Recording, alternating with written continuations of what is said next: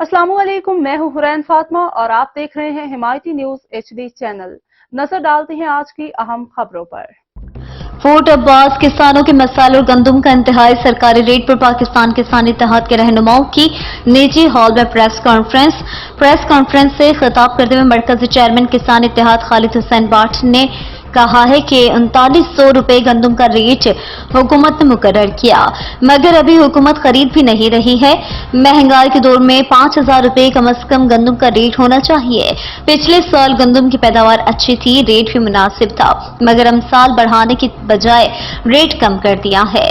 इस मुल्क की तरक्की का जामिन किसान है, किसान खुशहाल होगा तो मुल्क खुशहाल होगा।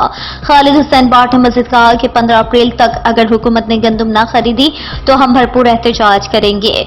पूरे पंजाब से 15 अप्रैल को किसान रहनुमा लाहौर में मीटिंग करके आगे का लाइह अमल बताएंगे। चीफ ऑफ आर्मी स्टाफ और वजीर आजम से मीटिंग में बताया कि हमारे किसानों को कौन लूट रहा है, अगर किसान एहतजाज पर आए तो वापस नहीं हो सकेंगे।